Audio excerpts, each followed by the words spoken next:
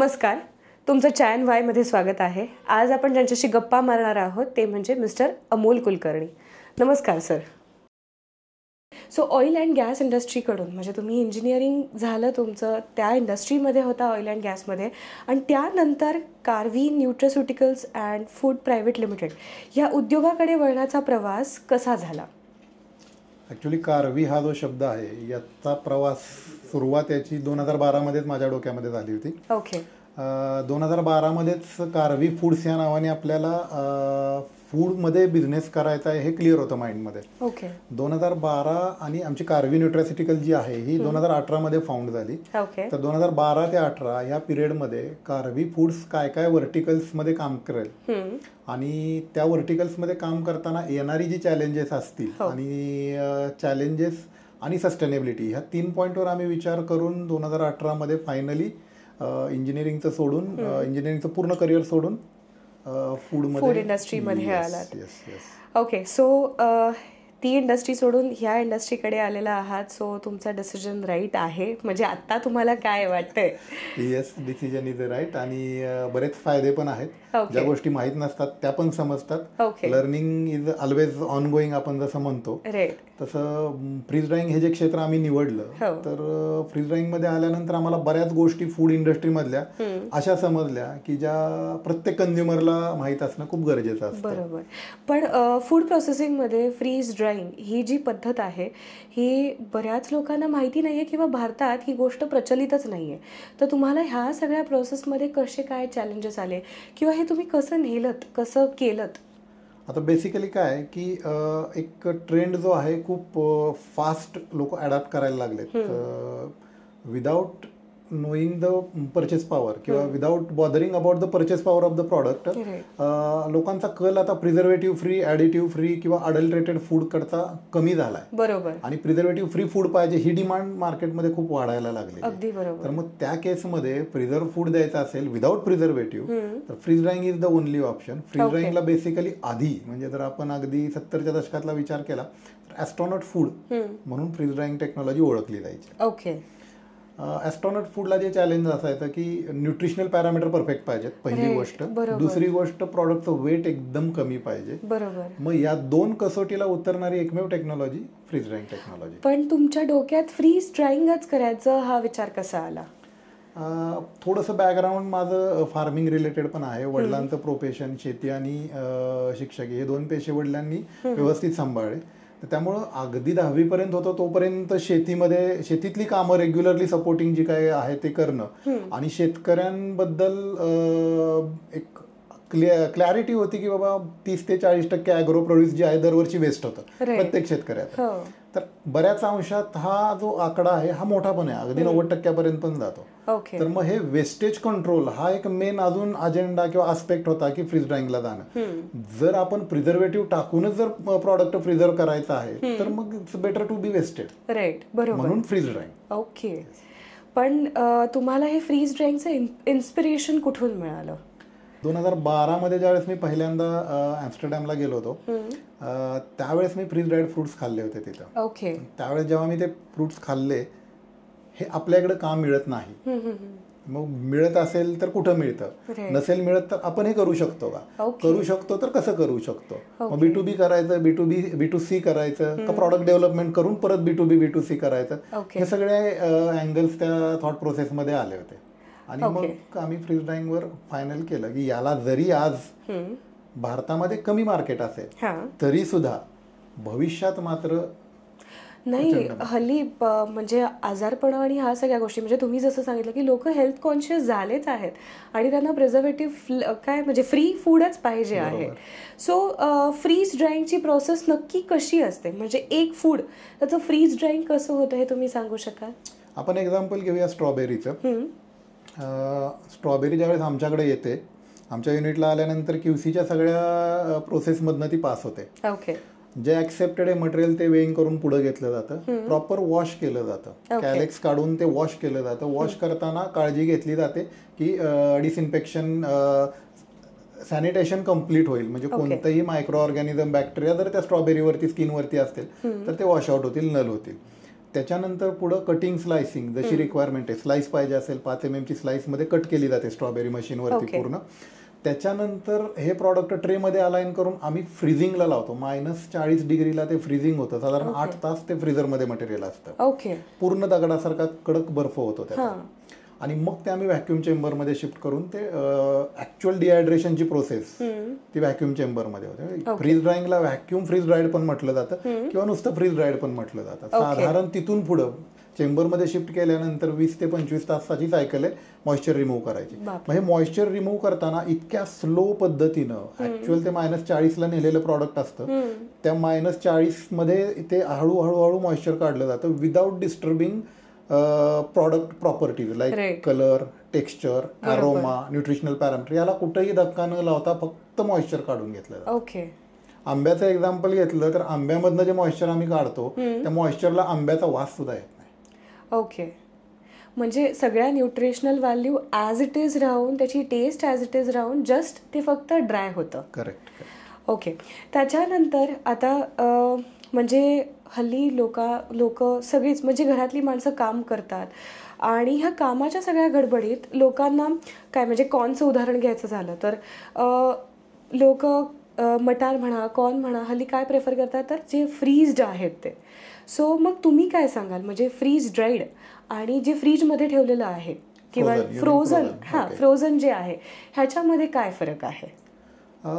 Yes, frozen has its own benefit, पण त्या benefit वरती जर जाऊन आपण विचार केला तर freeze dried has much more benefits. Like तुम्हाला फ्रोझनसाठी कंपल्सरी फ्रीजर हा ऑन ठेवावा लागतो.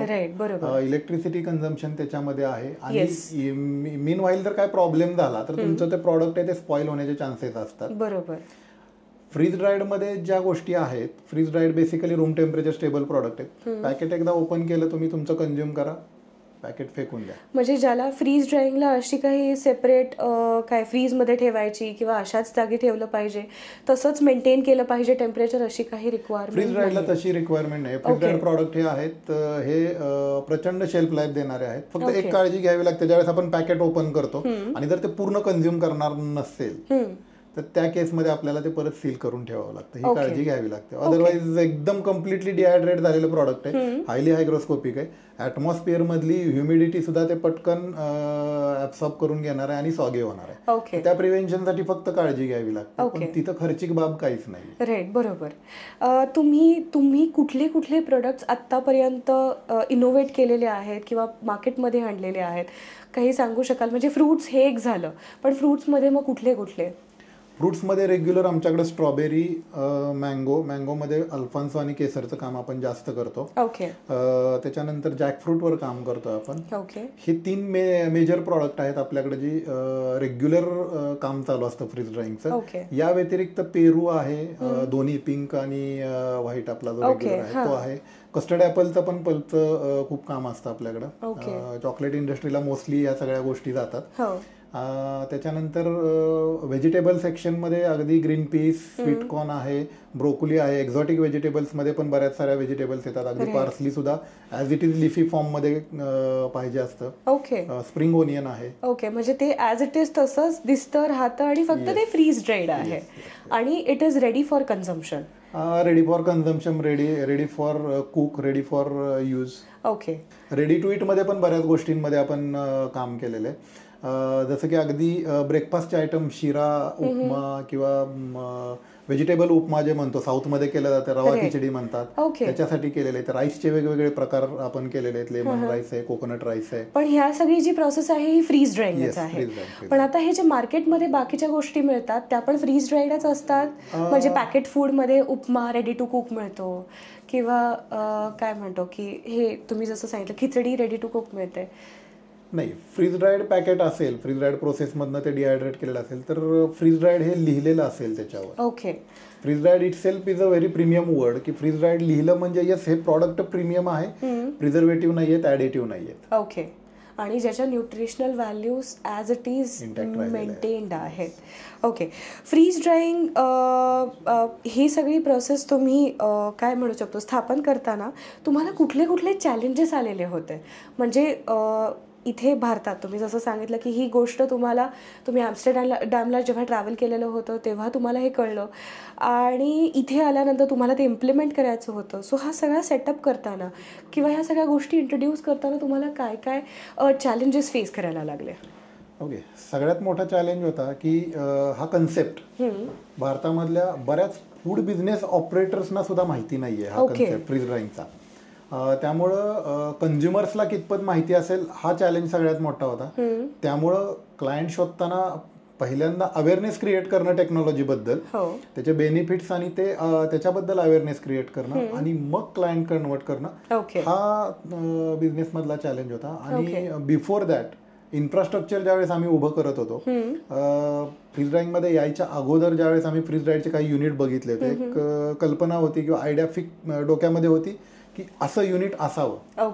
मग त्या दृष्टीने युनिट उभं करताना त्याच्यासाठी जे लागणारे वेंडर मिळवणं आणि त्या क्वालिटीचं त्या स्पेक्समध्ये ते काम करून घेणं हे सगळ्यात मोठं चॅलेंजिंग काम आम्ही केलं. ओके.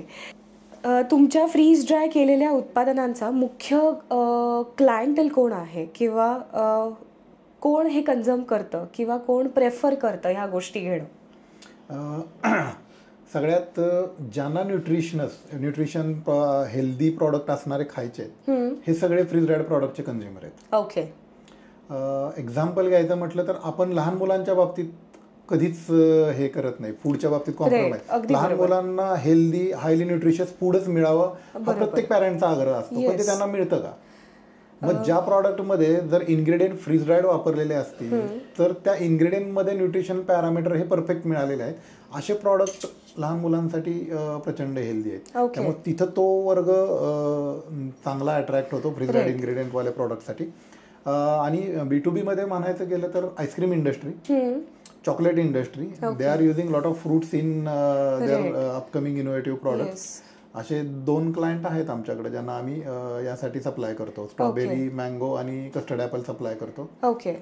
सो B2C मध्ये अजून कोणी क्लायंट सांगू शकाल का? म्हणजे कोण अजून हे प्रेफर करतं? म्हणजे येस, जे हेल्थ कॉन्शियस आहेत अशी लोक तर करतातच, पण अजून म्हणजे तुम्ही जसं सांगितलं की ही फ्रीज ड्राईंग केल्यानंतर न्यूट्रिशनल व्हॅल्यू इंटॅक्ट राहतातच, पण वेट तुम्ही जे म्हटलात, weight reduction, so weight reduction आणि ह्या सगळ्या गोष्टी कशा आहेत आणि कोण लोक हे अजून प्रेफर करू शकतात?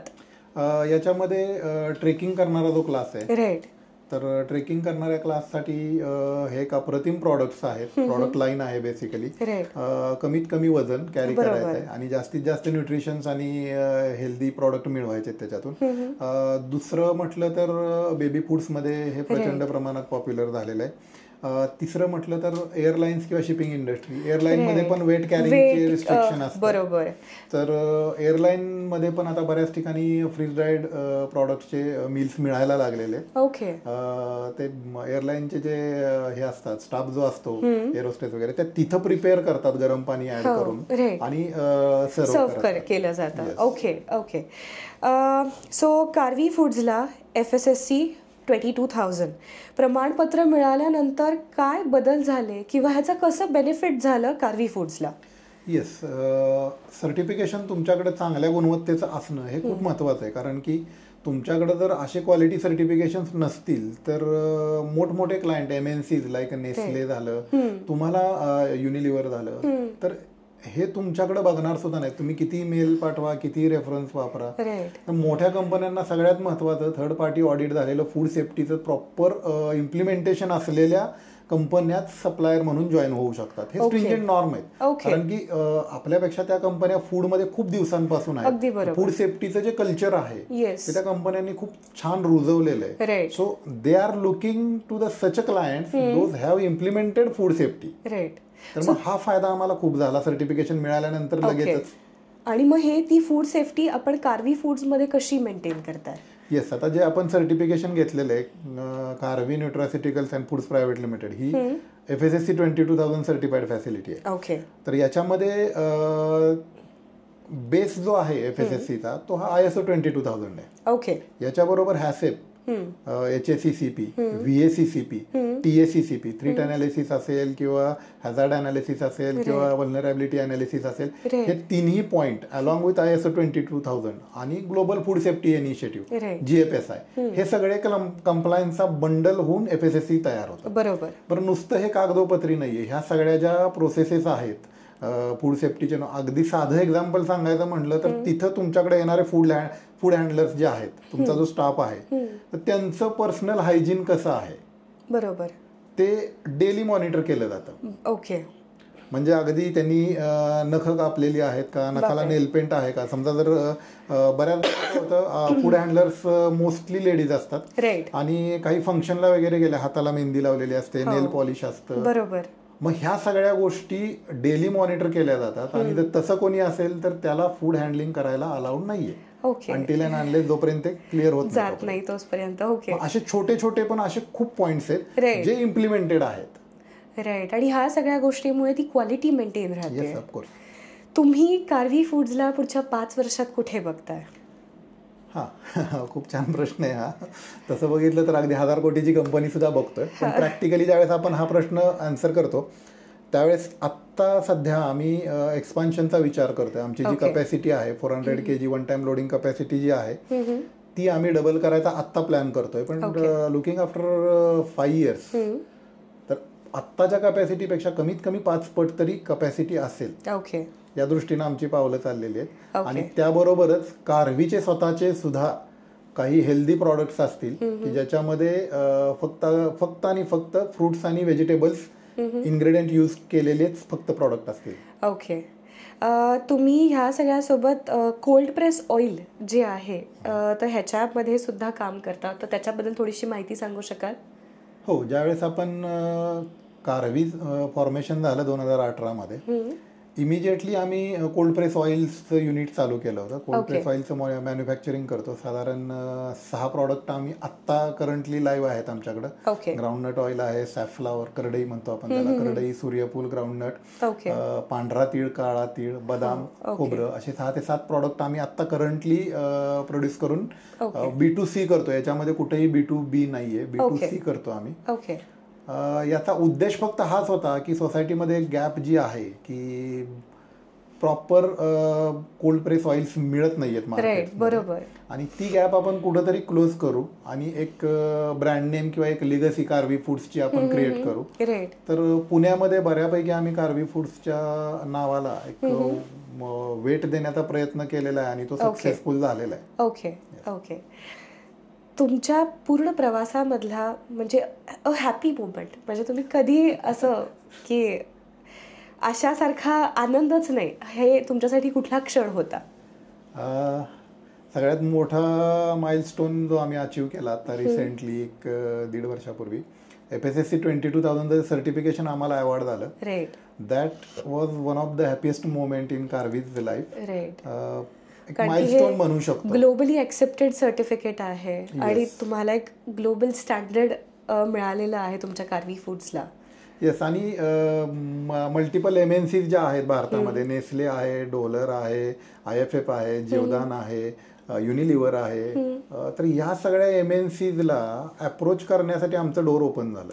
बरोबर. त्याच्या आधी आमच्याकडे सर्टिफिकेशन नव्हतं. जरी फॅसिलिटीमध्ये सगळे नॉर्म्स इम्प्लिमेंटेड होते तरी सर्टिफिकेशन नसल्यामुळं आम्हाला तर अप्रोच करता येत नव्हता. बट नाऊ आय थिंक 3 आम्ही जे क्लायंट्स म्हणतो की ड्रीम क्लायंट्स म्हणतो, त्या 3 जणांबरोबर, 3 कंपन्यांबरोबर छोट्या प्रमाणावर काम सुरू आहे. आणि खात्री आहे की पुढच्या 2 वर्षामध्ये हेच क्लायंट आम्हाला 5 पट मोठं होण्यासाठी मदत करतील. येस, नक्कीच. तुम्ही जी लोक फूड इंडस्ट्रीमध्ये येण्यास इच्छुक आहेत ह्यांच्यासाठी काय मेसेज द्याल? म्हणजे त्यांनी काय यावं किंवा कसं काम करावं ह्या इंडस्ट्रीमध्ये? फूड इंडस्ट्री तशी पाहिली तर खूप मोठी आहे. फूड इंडस्ट्रीला मरण नाहीये. येस. पण क्वालिटीचं देणार असाल तरच या. बरोबर. Food safety must be your utmost priority in food business. त्यामुळे फूड सेफ्टीकडे लक्ष द्या, आपोआप तुमचा ब्रँड होईल, आपोआप तुमचा बिझनेस ग्रो होईल. ओके. जे खूपच हेल्थ कॉन्शियस लोक आहेत तर त्या ग्राहकांसाठी तुमच्याकडनं काय एक निरोप असेल किंवा काय एक मेसेज असेल? हेल्थ कॉशियस जो क्लास आहे, जे ग्राहक आहे, जे कंझ्युमर आहेत, ॲक्च्युली तसं बघितलं तर हेल्थ कॉशियस हा शब्द म्हणण्यापेक्षा सगळ्यांनाच, प्रत्येक माणसाला इथं तुम्ही काय फूड प्रॉडक्ट खाताय, हे कसं तयार झालंय, कुठं तयार झालंय, कोणत्या कंडिशनमध्ये तयार झालंय आणि ह्याची हेल्दी कंडिशन काय आहे हे जाणून घेण्याचा अधिकार आहे. बरोबर. आम्ही काही वर्षांपूर्वी म्हणजे बिफोर कोविड आम्ही एक फेसबुकवर कॅम्पेन रन केलं होतं, नो युअर फूड. राईट. त्यावेळेस आमच्याकडे फ्रीज ड्राईड प्रॉडक्ट नव्हते, पण कोल्ड प्रेस ऑइल्स होतं. तर नो युअर फूड्सच्या कॅम्पेन अंडर आम्ही बऱ्याच आमच्या क्लायंट्सला किंवा त्यांच्या सोसायटीमधल्या लोकांना की बाबा ऑइल कसं तयार होतं, कोल्ड प्रेस ऑइल म्हणजे काय हे बघण्यासाठी आमच्या युनिटला भेट द्या आणि समजून घ्या. कुकिंग ऑइल इज तुमच्या म्हणजे आयुष्यातलं रोज सकाळ दुपार संध्याकाळ तुम्ही खाणारा घटक आहे. तर हा घटक कसा तयार होतो तुम्हाला आणि तुमच्या पुढच्या पिढीला माहित असणं खूप गरजेचं आहे. हे एका इन्ग्रेडियंट बद्दल झालं, पण असे तुम्ही किती इन्ग्रेडियंट्स रोज खाता या सगळ्यांबद्दल you just know your food. Right. नाही, ही खरंच लोकांना कल्पनाच नसते. आणि मला तुम्हाला अजून एक प्रश्न विचारायचा आहे की आता कार्वी फूड्समध्ये जे प्रोडक्ट्स मिळत आहेत तर हे रेडी टू ईट पण आहेत, म्हणजे हे पॅकेट फूड आपण म्हणू शकतो. तर मार्केटमध्ये मिळणारं पॅकेट फूड आणि कार्वीचं पॅकेट फूड ह्याच्यामध्ये काय फरक आहे? किंवा लोकांना पॅकेट फूडबद्दल खूप मोठं मिसकॉन्सेप्शन आहे की पॅकेट फूड नाही खाल्लं पाहिजे. येस, ॲक्च्युली काय बरेच सारे असे व्हिडिओज वगैरे मार्केटमध्ये फिरत असतात, तुम्ही पण कदाचित बघितले असतील की packet food is unhealthy, packet food is unhealthy. तर तो पर्स्पेक्टिव्ह ॲक्च्युली 100% चुकीचा आहे. एक दोन फूड बिझनेस ऑपरेटरनी माल प्रॅक्टिस केले म्हणून त्याचा सगळ्या फूड बिझनेस ऑपरेटर जे काय प्रॉडक्ट तयार करतायत हे अनहेल्दी हा समज चुकीचा आहे. त्याच्यासाठी जर तुम्हाला तुमचं प्रॉडक्ट तुम्ही काय विकत घेताय, काय खाणार आहात हे जर तुम्ही जाणून घ्यायचा प्रयत्न केला तर हे पहिली गोष्ट ह्या परसेप्शन मधनं बाहेर यायला मदत होईल. दुसरी गोष्ट, कार्वीचे जे प्रॉडक्ट आपण पॅकेज फूड देतोय तर याच्यामध्ये छाती ठोकून आम्ही सांगतो की याच्यामध्ये कोणताही प्रिझर्वेटिव्ह किंवा ऍडिटिव्ह वापरलेलं नाहीये, सिंथेटिक कलर किंवा सिंथेटिक कोणतीही टेस्ट एनहान्सर वगैरे वापरले नाही. जी बनवलेल्या रेसिपी आहेत रेडी टू इट मध्ये त्या रेसिपी फक्त आम्ही मॉइश्चर रिमूव्ह करून फ्रीज ड्राय करून तुम्हाला पॅक करून देतोय आणि तुम्ही फक्त त्याच्यामध्ये गरम पाणी ऍड करून खायचंय, दॅट्स इट. याच्यामध्ये कुठेही प्रिझर्वेटिव्ह किंवा ऍडिटिव्ह कुठेही संपर्कात आमच्या फॅक्टरीच्या गेट पर्यंत पण नाही पोहोचत. त्यामुळं कार्वी जे प्रॉडक्ट देणार आहे हे 100% प्रिझर्वेटिव्ह फ्री, अडल्ट्रेशन फ्री असणार याची खात्री. राईट. ओके. कार्वीमध्ये जे रेडी टू ईट फूड मिळतंय त्याचा वापर आपण कुठे कुठे करू शकतो, कोण कोण ह्याचा वापर करू शकतो? येस, जसं मगाशी आपण बोलताना रेडी टू ईट प्रॉडक्ट बद्दल बोललो, तो रेडी टू ईट फूड जे आहेत तर याच्यामध्ये एक्झाम्पल मी म्हणून घेतो आता एक veg pulao. Okay. Veg pulao आणि एक आपली गव्हाची खीर, लापशी म्हणतो आपण त्याला, तर हे एक मील होऊ शकतं. राईट. तर हे फ्रीज ड्राय केलेले पॅकेट्स एक मील बंच केला आपण तर हे मील म्हणजे अगदी ट्रेकर्स, ट्रॅव्हलर्स पासून तुमचे ट्रायबल एरियामध्ये सुद्धा हे वापरलं जाऊ शकतं, व्यवस्थित दिलं जाऊ शकतं, जिथे इलेक्ट्रिसिटी हा चॅलेंज आहे. राईट. बरोबर. तुम्हाला फ्रोझन फूड देत आहे पण इलेक्ट्रिसिटी त्या ठिकाणी पोहोचलेली नाहीये. दुसरं, एमर्जन्सी फूड म्हणून ह्याचा खूप चांगल्या पद्धतीनं गव्हर्नमेंट वापर करू शकतं. पूर परिस्थिती वगैरे अशा ठिकाणी. हो, मी तोच प्रश्न विचारणार होते की म्हणजे भूकंप आला, पूर परिस्थिती, इमर्जन्सी पूर परिस्थिती असू द्या, भूकंप असो किंवा अगदी सायक्लॉन वगैरे आलं, वादळ आलं, अफेक्टेड एरियामध्ये फूड पॅकेट्स पोहोचवायचे, पाणी आणि फूड पोहोचवलं जातं. अशा ठिकाणी इलेक्ट्रिसिटीचा चॅलेंज असतो, रिस्टोर झालेली नसते, तर तिथं गरम पाण्याची सोय एक केली जाते.